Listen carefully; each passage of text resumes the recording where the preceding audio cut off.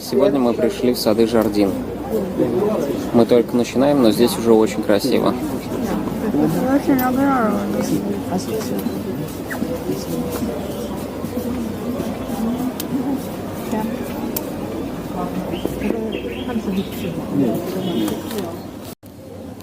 Продолжаем идти. Столько кактусов мы в жизни не видели. А вот эти вот штуки сверху, которые как ягодки, их продают на рынках, по-моему, по 2 дирхама. Их можно кушать. Ну и, разумеется, здесь много народу.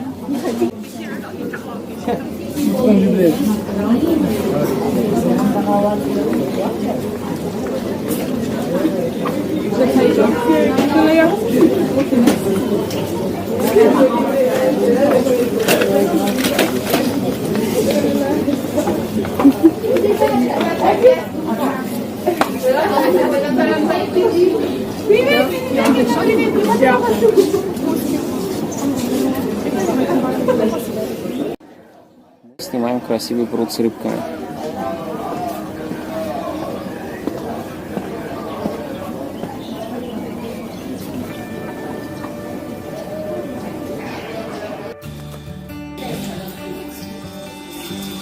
Нашли пруд с карпами.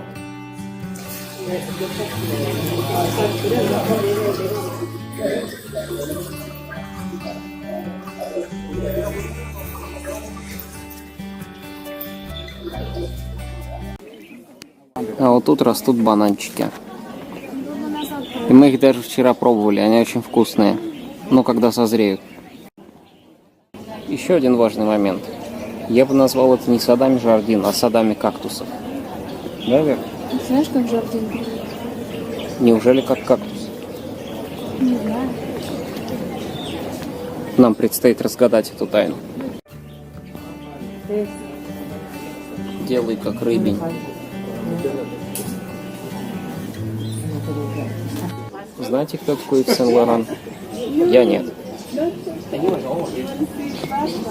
Но он похоронен вот здесь.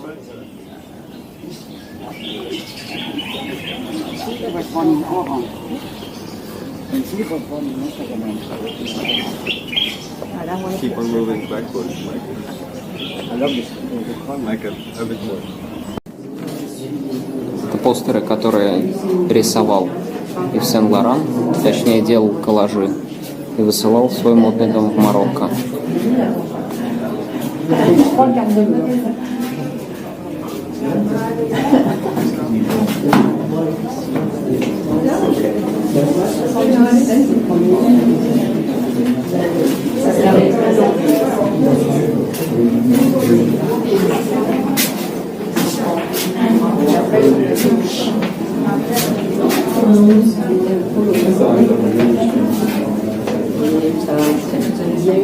И вот мы побывали в музее Сен-Лорана. Теперь я знаю, кто это такой. Это главный дизайнер одежды и аксессуаров второй половины 20 века. Поэтому можно считать, что стиль второй половины 20 века – это Ив Сен-Лоран. Знаете.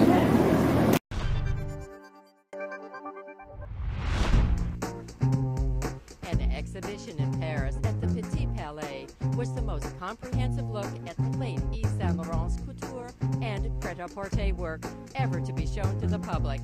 It encompassed Saint Laurent's career from his days at Christian Dior in the 1950s until his final haute couture show in 2002.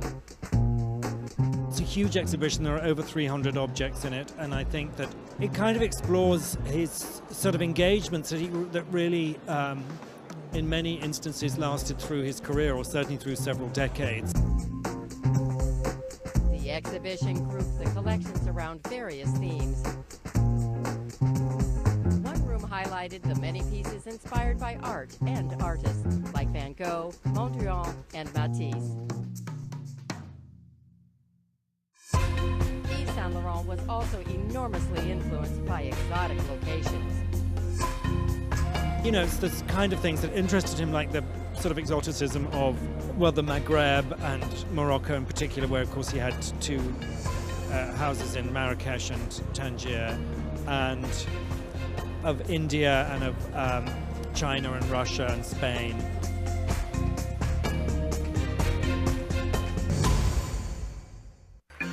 One of Saint Laurent's most loyal clients was Catherine Deneuve, and one section of the exhibit was dedicated to her and features the Belle du Jour costume from the 1967 film. Saint Laurent's studio was also recreated within the Petit Palais, while parts of his workbooks lined the walls of another room to display his brilliant talent and skill with a palette.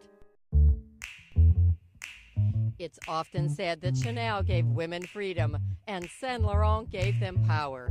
He did this by combining elements of the man's wardrobe with elegant sensuality. I think, you know, that he was a great tailor, that he was a great dressmaker, that he kind of inherited the tradition of great mid-century haute couture, you know, as an apprentice and eventually the designer at Christian Dior, you know.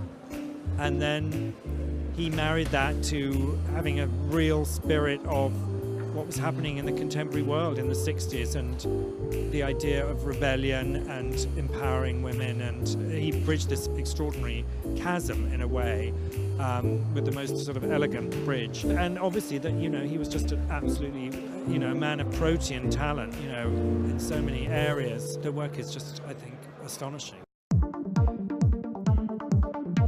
You know, there are sort of some magical moments. There's a section of clothes that he designed to be worn to Marie-Anne de Rothschild's Proustian ball in the early 70s.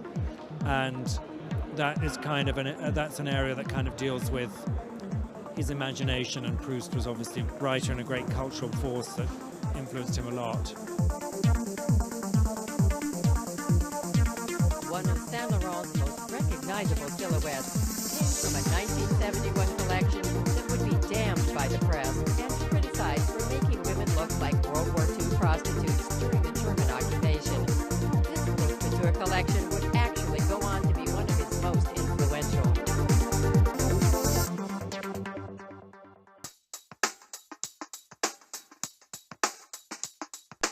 But it wasn't just his masculine stylings that revolutionized the way contemporary fashionable women dressed. Even things like, you know, the Russian collection with those amazing dirndl skirts, which totally transformed the way women wanted to look in 76. I think he was an amazing innovator, and it's fantastic that the flame is being so carefully guarded, making sure that new generations are kind of aware of his talent and the enduring influence of his work. Yves Saint Laurent died